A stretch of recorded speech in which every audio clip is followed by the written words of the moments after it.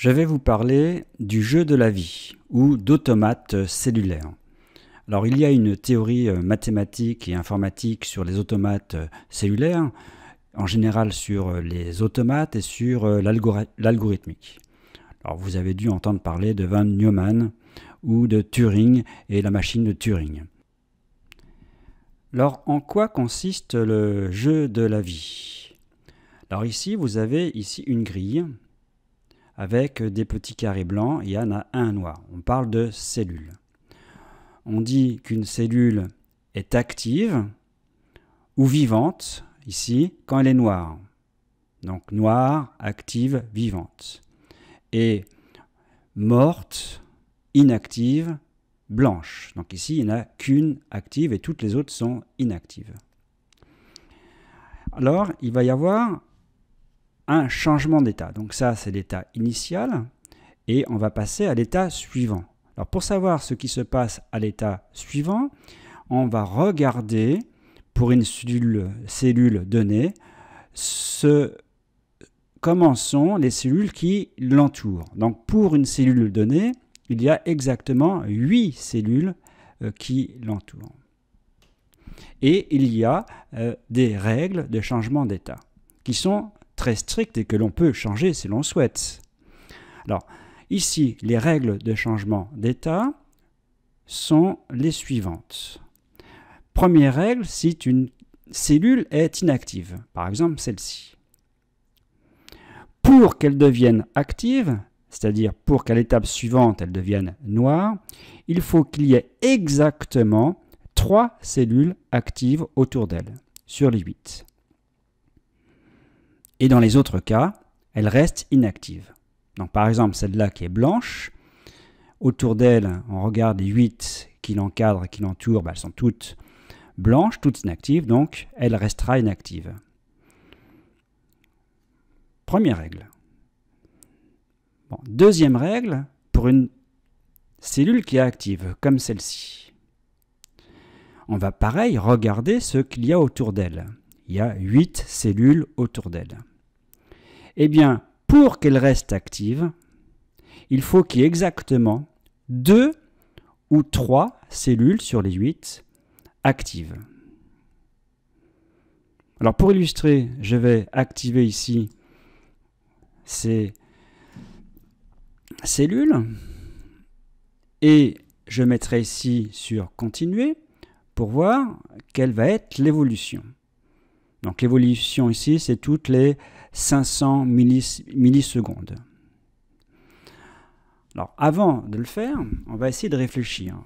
C'est l'intérêt ici du jeu de la vie. Si je prends la cellule ici active en bas, si on regarde le nombre de cellules actives qui l'entourent, il n'y en a qu'une, c'est celle-ci. Donc la règle dit que celle-là deviendra inactive, c'est-à-dire blanche. Maintenant, regardons celle-ci, au milieu. Il y a exactement 2 cellules actives. Donc la règle dit qu'elle restera active. Donc celle du milieu restera active. Celle d'en haut, c'est la même situation que celle d'en bas. Donc elle deviendra inactive. On peut prendre cette cellule ici d'en haut qui est inactive. Il n'y a seulement qu'une cellule active autour. Donc elle restera inactive. On peut prendre cette cellule-là blanche, ici, vous voyez cette cellule blanche. Il y a combien de cellules actives qui l'entourent? Exactement 3. Donc elle deviendra active. Donc cette cellule blanche deviendra noire. Et pareil de l'autre côté. Donc si on résume, ces deux-là deviendront noires et ces deux-là deviendront blanches et celle ici du milieu, avec la règle, ne bougera pas. Alors on va regarder, on va marquer continuer. Voilà, c'est exactement ce qui se passe. Donc il y a une animation parce qu'il y a un changement d'état toutes les 500 millisecondes en respectant la règle. Donc je mets sur pause. On peut voir d'autres situations, par exemple comme celle-ci. Et on peut examiner, par exemple, pour sur ce carré, en fait, il y a 4 cellules actives. Si je prends celui-ci en haut, eh bien, vous voyez qu'il y a exactement 3 cellules actives autour. Donc, comme il y en a 3, elle restera active. Et c'est pareil pour les 3 autres. Et si on regarde les cellules inactives qui entourent ce petit carré, par exemple, si je prends cette cellule-là, eh bien, il y a exactement 2 cellules actives qui l'entourent. Donc, elle restera inactive, puisqu'il en faudrait 3 actives autour d'elle. Et on pourrait comme ça faire toutes celles qui sont autour. Donc, en fait, si on fait continuer, si on regarde l'évolution, cela ne bouge pas. Alors, il y a d'autres situations intéressantes. Par exemple, si je prends cette... alors ici, il faut que je fasse sur pause. Évidemment, si je prends qu'un ici, une cellule active ici au milieu, si je regarde ce qui se passe, évidemment, elle disparaît. Bon, maintenant, je vais en mettre une situation qui est comme ça. Donc, il y a plein de situations intéressantes. Par exemple, celle-ci.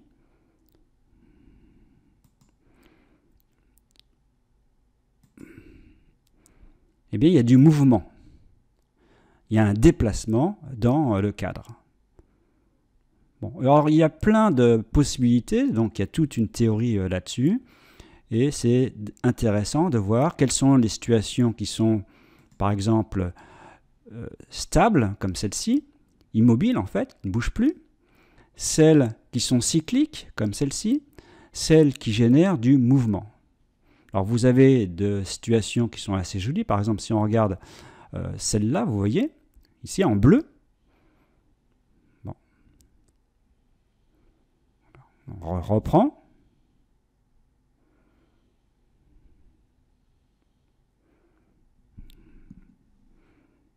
Donc vous trouverez facilement en ligne tout un tas de situations sur les automates cellulaires.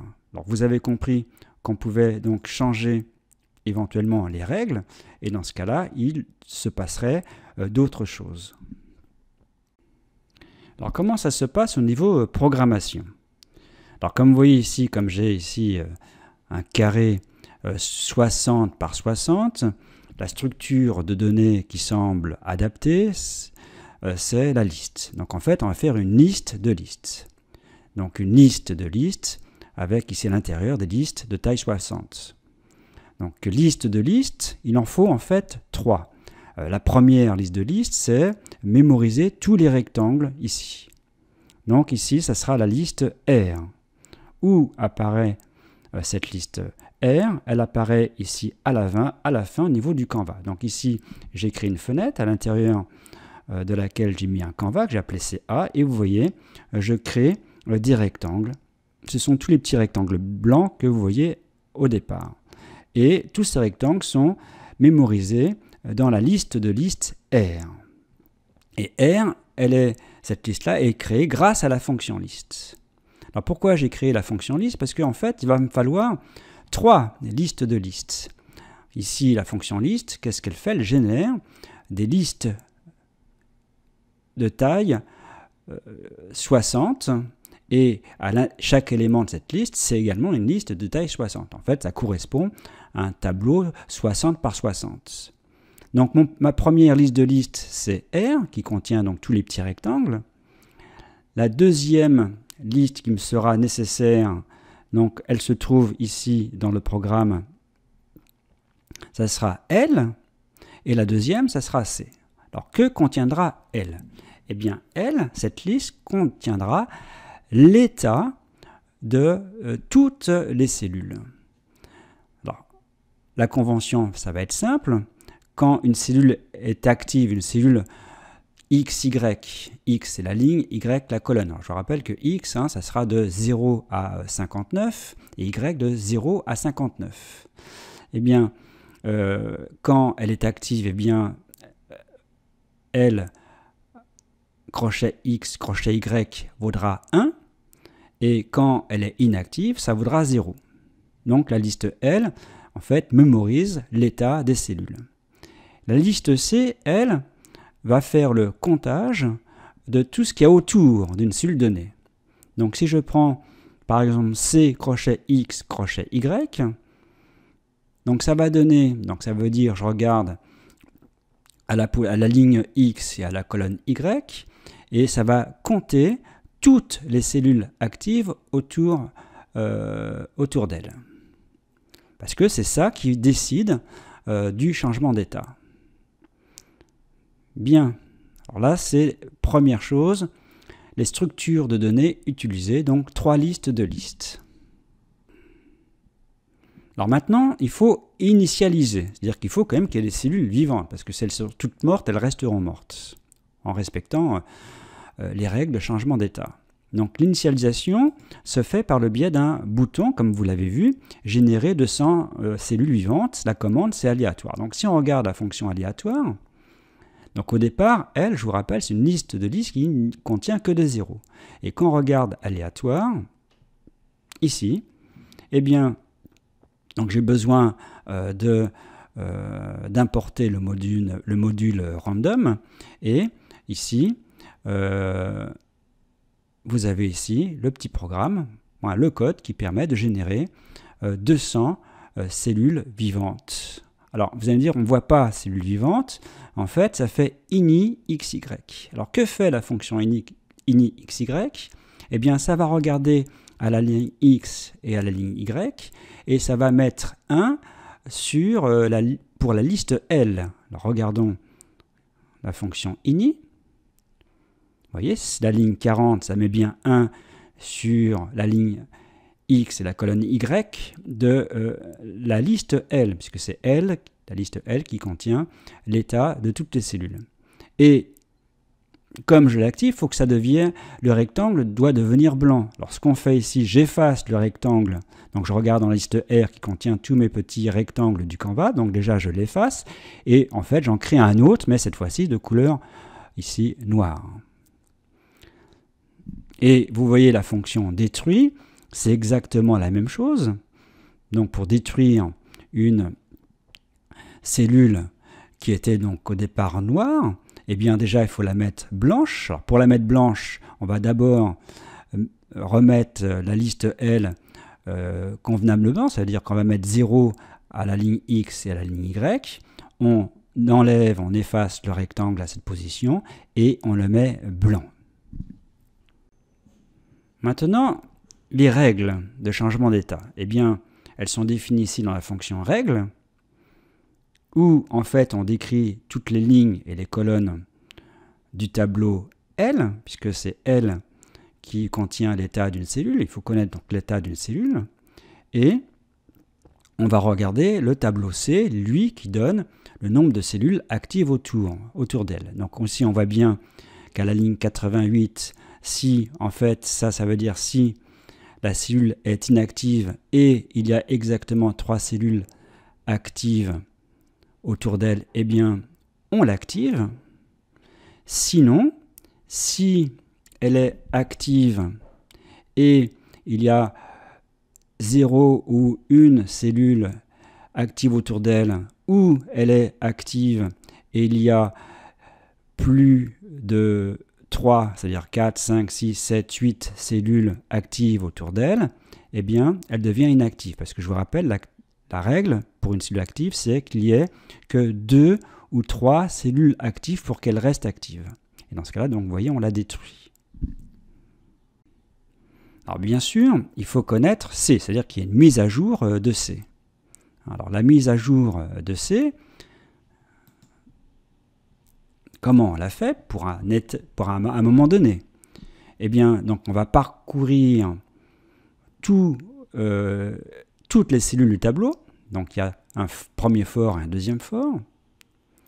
Et ici, on regarde toute situation. Donc la situation la plus générale, c'est la situation qui se trouve ici à la ligne 80. Donc en fait, vous voyez, on compte le nombre de cellules actives qu'il y a autour d'une cellule donnée. Ici, c'est la cellule IJ, pour simplifier, hein, c'est-à-dire à la ligne I et à la colonne J. Et donc, on compte toutes les cellules actives autour d'elle. Alors, pour compter toutes les cellules actives autour d'elle, il suffit d'utiliser L, puisque Quand elle est inactive, bah, ça contient 0, et quand elle est active, ça contient 1. Donc il suffit effectivement de faire ce décompte-là. Et on met à jour le tableau C. Ce compte-là, eh bien, on le met dans la liste ou le tableau C à la ligne I et à la colonne J. Alors que fait la fonction comptage? Donc elle fait ça, donc elle compte, elle met à jour en fait le tableau C et elle appelle la fonction règle. Donc la fonction règle, elle est ici. Ça va donc faire un changement d'état. Bon, mais pour que ce changement d'état se produise, à un moment donné, il va falloir utiliser la méthode after. Donc comment on utilise la méthode after? Bien, regardons, c'était dans le bouton voir. Le bouton voir, ici, la commande, c'est la fonction go. Donc regardons ce que fait la fonction go.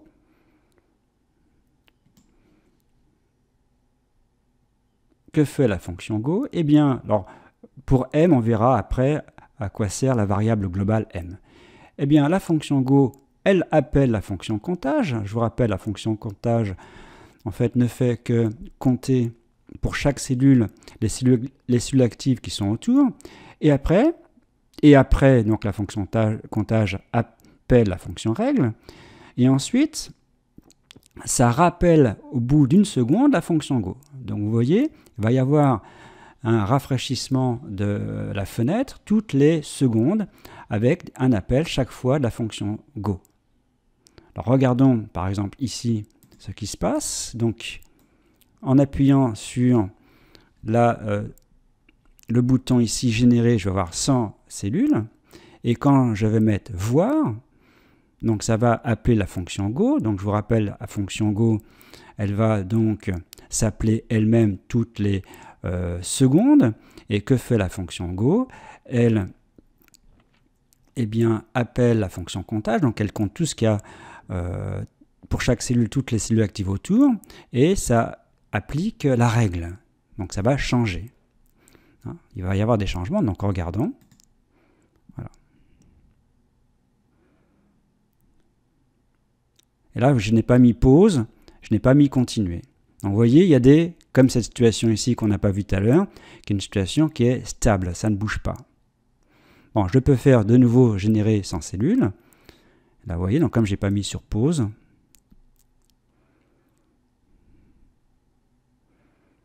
Alors on retrouve d'autres situations complètement stables, hein, comme celle-ci ici, comme celle-ci ici. On peut continuer. Bon. Je mets sur pause. Donc vous avez, je vais mettre continuer. Vous voyez quand même cette situation là au milieu. C'est une jolie situation. Elle est cyclique. Vous avez comme ici d'autres situations ici, vous voyez. Des évolutions tout à fait curieuses.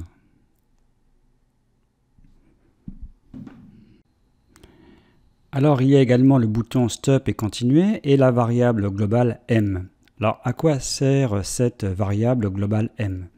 Eh bien quand on regarde la fonction go, qui permet de faire le comptage et de faire en fait l'animation, eh bien cette fonction go, on regarde ce qu'il y a dedans. Et la condition pour que ça fasse quelque chose, c'est que m soit égal à 1.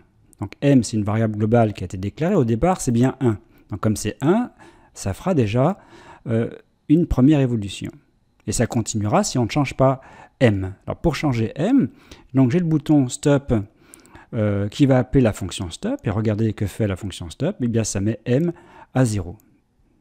Donc quand on va appeler la fonction go, comme m vaudra 0, il ne se passera rien.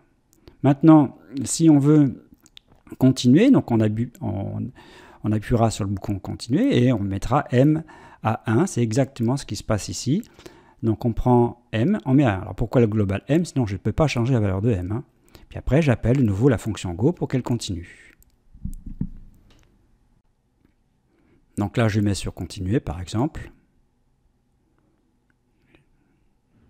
Là je mets sur pause.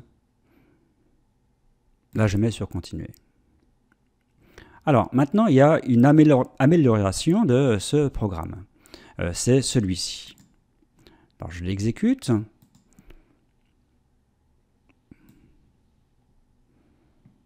Alors l'amélioration, il y en a en fait deux. Première amélioration, c'est qu'ici, le nombre de cellules ici, je peux choisir ici le nombre de cellules, donc avec une entrée. Puis après, on génère les cellules vivantes avec ce bouton. Alors comment ça se fait au niveau du code? Donc l'entrée, donc on a déjà vu des entrées, vous savez faire maintenant. L'entrée, donc c'est ici par un spinbox, hein, c'est pas une entrée, hein, c'est donc un menu déroulant avec un spinbox. Ici, je mets les valeurs possibles ici, qui sont 100, 200, 300, 400, 500, 600. Et il y a un bouton ici qui suit. Le texte, c'est ce que vous avez vu. Et la commande, c'est aléatoire. Alors, le lambda, c'est parce que ici, cette fois-ci, la fonction aléatoire a un paramètre. C'est normal, puisqu'on génère un certain nombre de cellules vivantes de façon aléatoire. Et la valeur, donc, le nombre de cellules vivantes, c'est ici obtenu par le spinbox.get. Donc la méthode get récupère la valeur du spinbox. Alors pourquoi il faut convertir en int? Ça on l'avait déjà vu. C'est parce qu'ici, même si ce sont des entiers, il faut quand même convertir en entier parce que sinon, en Python, on voit que ça correspond à une chaîne de caractères. Donc ça c'est sur le spinbox. Donc ça c'est une première amélioration. Donc ici, je mets ici 500 cellules vivantes, donc ça en fait beaucoup plus. Et donc le reste est pareil, je peux voir l'évolution. Alors là, c'est toutes les demi-secondes, 500 millisecondes. Alors vous avez de très belles figures. Hein. Alors tout à l'heure, je ne l'ai pas dit, mais je vous laisse regarder l'évolution ici de cette tomate cellulaire. J'ai donné ici le comptage pour une cellule au milieu, mais évidemment, il faut regarder toutes les cellules qui sont au bord. Donc toute situation ici particulière pour faire le comptage de ce qu'il y a au bord. Parce que si on fait une formule générale, il y aura des erreurs, parce qu'ici, par exemple, à l'indice 0, à la ligne 0, si on veut aller au-dessus, il n'y a pas de ligne d'indice -1. C'est pareil au niveau par exemple, de cette case-là. Si on veut aller sur la colonne suivante, il n'y a pas de colonne suivante. Donc il faut bien gérer tout ce qu'il y a au bord. Hein. Donc là, pour ça qu'il y avait tout un tas de cas supplémentaires. Donc l'autre amélioration ici, je mets sur pause, c'est le fait que quand je fais un clic gauche, ça m'active une cellule. Alors l'intérêt de ça, c'est justement quand on connaît déjà des situations comme j'ai fait au début, déjà donc par exemple j'avais mis cette situation et je vous avais expliqué comment ça allait se passer après, et bien donc là c'est par un clic gauche. Alors comment on fait un clic gauche? En fait c'est une notion d'événement. Alors comment ça apparaît cet événement? Eh bien ça apparaît ici sur un bind. Alors vous cherchez le bind c'est sur le Canva, bien sûr, puisqu'il va y avoir un événement lié au Canva. On va cliquer sur le Canva, et dans ce cas-là, donc c'est un clic gauche ici sur un Canva, et on va appeler la fonction rajouter sur un clic gauche. Alors je vous rappelle, sur un clic gauche, sur un Canva, il va falloir donc récupérer la cellule qui correspond à l'endroit où on a cliqué, et si elle est blanche, elle doit devenir noire. Si elle est noire, elle restera noire. Alors, regardons la cellule, donc la fonction donc ici qui est appelée lors de cet événement. Donc ici, c'était la méthode bind. C'est rajouter. Donc je regarde la fonction rajouter qui est donc un peu plus haut. Elle est ici. Donc vous voyez ici, on récupère avec event.x, event.y, en fait IJ. Alors IJ correspondent en fait aux coordonnées du Canva. Alors les coordonnées en pixels. Alors évidemment, moi ce ne sont pas les coordonnées en pixels qui m'intéressent, ce sont en fait la ligne et la colonne du rectangle. Alors comme la taille c'est 10, chaque fois c'est 10 par 10, et donc j'ai divisé par 10, la double barre ici c'est pour avoir un entier. Et vous voyez, j'ai mis ini x, y comme on a vu. Donc ça permet de mettre en noir une cellule qui était blanche ou laissée en noir si elle était déjà noire. Alors cela termine donc le jeu de la vie ou l'automate cellulaire. Alors ça c'est intéressant, si vous êtes intéressé par le programme, eh bien je peux vous le donner si vous le souhaitez. Il y a même d'autres choses possibles. Sur mon site, il y a le même programme qui a été fait, mais en JavaScript. Alors, si ça vous intéresse du JavaScript, eh bien, vous avez le programme du jeu de la vie comme ça avec JavaScript.